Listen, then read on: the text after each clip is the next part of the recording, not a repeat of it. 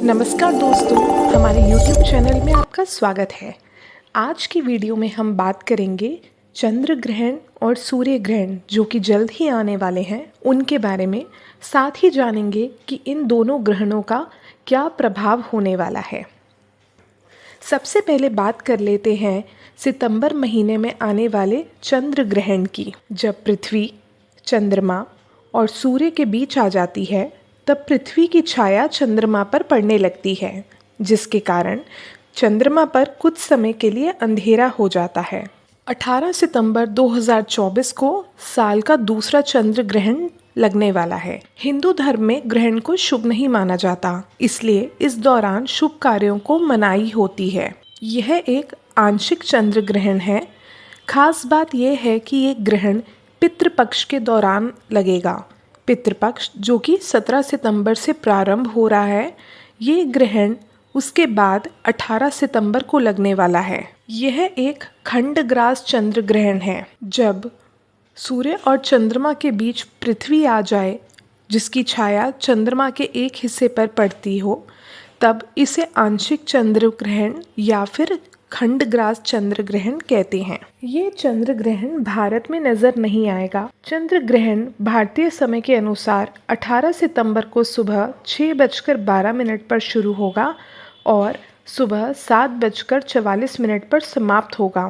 18 सितंबर को सुबह 8:14 पर ग्रहण चरम पर होगा।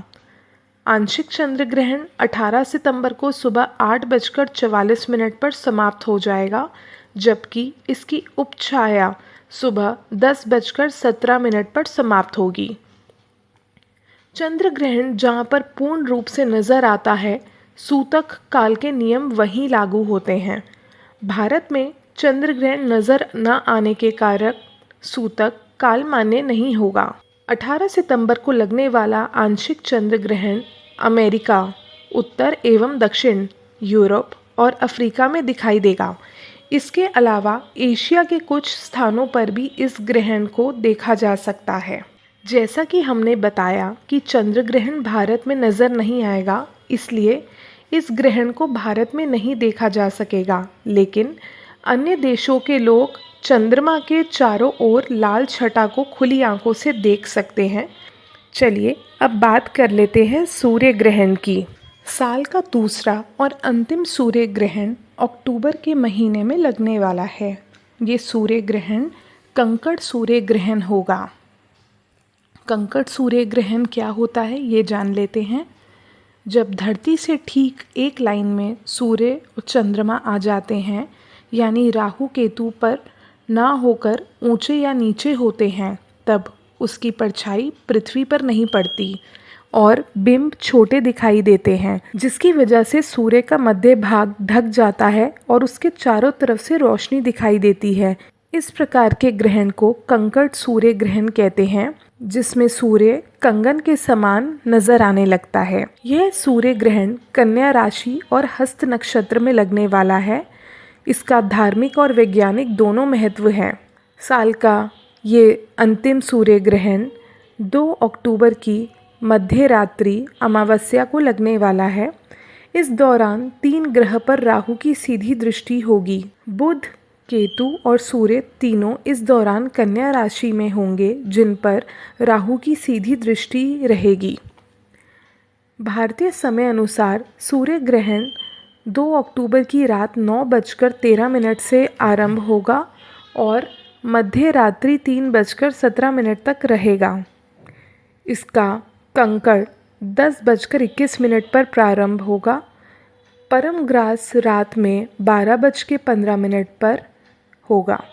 इस कंकड़ की अवधि 7 मिनट 25 सेकंड की रहने वाली है। ये सूर्य ग्रहण दक्षिण अमेरिका, उत्तरी अमेरिका के दक्षिणी भागों, प्रशांत महासागर, अटलांटिक महासागर और न्यूजीलैंड, फिजी आदि देशों में कुछ समय के लिए दिखाई देगा। दिखाई देने वाले मुख्य देश होंगे Chile, Argentina, Brazil, Mexico, Peru, New Zealand और फिजी। हालांकि यहाँ भी बहुत कम समय के लिए ही दिखाई देगा। ये ग्रहण की कंकड़ कृति केवल दक्षिणी चिली और दक्षिणी अर्जेंटीना में ही दिखाई देगी। आपको बता दें कि भारत में ये सूर्य ग्रहण नहीं दिखेगा, इसलिए सूतक काल भी मान्य नहीं होगा। भारत के किसी भी शहर में इसको नहीं देखा जा सकेगा। ग्रहण से जुड़ी एक पौराणिक कथा भी आपको बताते हैं। पौराणिक कथाओं के अनुसार जब समुद्र मंथन हुआ और उसके बाद समुद्र मंथन के निकले सामान का बंटवारा असुर और देवताओं में हुआ, तो अमृत कलश को लेकर दोनों में बहस शुरू हो गई। इसके बाद भगवान विष्णु, जो मोहिनी रूप में थे, उन्होंने कहा कि दोनों को बराबर अमृत मिलेगा, लेकिन पहले देवता अमृत ग्रहण करेंगे। इस दौरान स्वरभानु नाम के एक राक्षस ने देवताओं का रूप लेकर छल से अमृत पी लिया। यह सब सूर्यदेव और चंद्रदेव ने देख लिया और तुरंत ही भगवान विष्णु को अमृतपान रोकने के लिए कहा। स्वरभानु के बारे में सारी बात बताई, लेकिन उस समय स्वरभानु के गले में अमृत की कुछ बूंदें जा चुकी थी। भगवान विष्णु ने क्रोधित होकर स्वरभानु का गला अपने सुदर्शन चक्र से काट दिया, जिससे उसके दो भाग हो गए। सिर वाला भाग राहु और शरीर वाला हिस्सा केतु बन गया। अमृत पीने के कारण राहु और केतु अमर हो गए, लेकिन उसी दिन से सूर्य और चंद्रमा उनके दुश्मन बन गए। तब से राहु केतु सूर्य और चंद्रमा को ग्रहण लगाने लगे। आपने ध्यान दिया होगा कि इस बार आने वाला चंद्र ग्रहण और सूर्य ग्रहण 15 दिनों की अवधि के अंदर अंदर ही आ रहा है। जब ऐसा होता है तो इसका महत्व बहुत बढ़ जाता है। सूर्य ग्रहण की अवधि जितने घंटों की होती है, उसी समतुल्य वर्षों तक सूर्य ग्रहण का प्रभाव रहता है, और चंद्र ग्रहण की अवधि जितने घंटों तक होती है, उतने महीनों तक चंद्र ग्रहण का भी प्रभाव रहता है। सूर्य और चंद्र ऊर्जा विसर्जन की चरम सीमा का प्रतिनिधित्व करते हैं और इस अवधि पर इनका प्रभाव बना रहता है। चंद्र ग्रहण के प्रभाव तत्काल ही देखने में आते हैं, परंतु सूर्य ग्रहण के प्रभाव कई महीनों बाद नज़र आते हैं।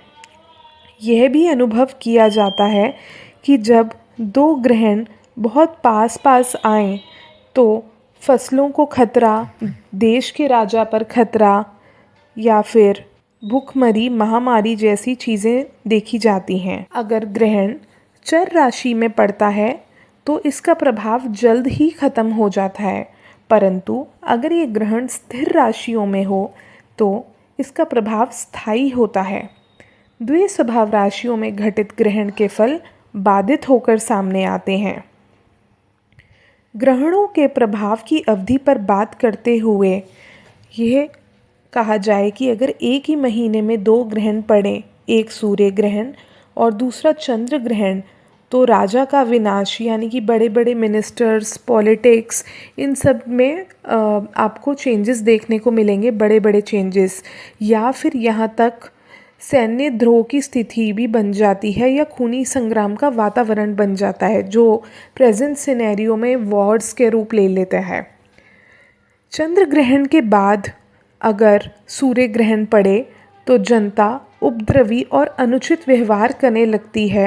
अगर कोई पर्टिकुलर कंट्रीज़ में ये दोनों ग्रहण, चंद्र के बाद सूर्य ग्रहण पड़ रहा है और उस कंट्री में दोनों ग्रहण दिखाई दिए हैं, दोनों जगह उसका असर है, तो फिर वहाँ की जो पब्लिक है बहुत ही डिससेटिस्फाइड हो जाती है। यहाँ तक कि बृहद संहिता में तो ये भी लिखा है कि वायु तत्व तथा स्थिर राशियों में घटित ग्रहण चक्रवात तथा अन्य राज्यों के साथ बृहद संहिता में तो ये भी लिखा है कि वायु तत्व तथा स्थिर राशियों में घटित ग्रहण चक्रवात तथा अन्य राज्यों के साथ मतभेद की स्थिति भी ले आते हैं। ऐसे ग्रहण आकाशीय विपदाएं, परेशानियां लेकर आते हैं, जैसे कि बहुत सी विमान दुर्घटनाएं हो सकती हैं। अगर पूर्ण ग्रहण हो और ग्रहण के प्रभावित वृत्त पर पाप प्रभाव भी हो जाए तो ये स्थिति पूरे देश में भूखमरी, अकाल, महामारी का सूचक बन जाती है। आइए अब बात कर लेते हैं कि यदि आप या आपके घर में कोई स्त्री गर्भवती है तो उनको किन बातों का ध्यान रखना चाहिए। अगर आप भारत से हैं या कोई ऐसे देश से हैं जहां पर सूर्य या चंद्र ग्रहण नहीं दिख रहा है तो उसका आपके ऊपर ज़्यादा प्रभाव नहीं पड़ेगा, लेकिन फिर भी शास्त्रों के अनुसार आवश्यकता हेतु कई ऐसे छोटे छोटे नियम हैं जिनको गर्भवती धारण करे तो अच्छा रहता है। ऐसी सलाह दी जाती है कि ग्रहण के समय इन बातों का ध्यान रखना चाहिए। तो चलिए बात करते हैं इन ज़रूरी और सरल नियमों की। ग्रहण लगने से पूर्व गर्भवती को स्नान कर लेना चाहिए और अच्छे से भोजन भी कर लेना चाहिए। ग्रहण के समय कहीं घर के बाहर ना निकलें। किसी भी रूप में सूर्य या चंद्र ग्रहण का दर्शन ना करें। अगर बालों पर कोई क्लिप लगाती हैं या पिन लगाती हैं या शरीर पर कोई नकली गहने धारण किए हुए हैं तो उन्हें उतार दें। चाकू, कैंची, सुई जैसी नुकीली चीज़ों का प्रयोग बिल्कुल भी ना करें। ऐसा माना जाता है कि ग्रहण के समय किए गई प्रार्थना और जप का विशेष महत्व होता है, इसलिए जितना संभव हो उस समय भगवान के नाम का जाप करें। गर्भावस्था में किया गया दान संतान और माँ दोनों के लिए ही फलदायक होता है। अगर आप कोई ऐसे देश में रहते हैं जहाँ चंद्र ग्रहण दिख रहा है या सूर्य ग्रहण दिख रहा है तो हमें ज़रूर कमेंट करके बताएं ताकि हम आपको सूतक के नियम और ग्रहण के बारे में अच्छे से और समझा सकें। अगर भारतीय महिलाएं गर्भवती हैं और कोई सवाल पूछना चाहती हैं तो भी हमें कमेंट करके पूछ सकती हैं। धन्यवाद।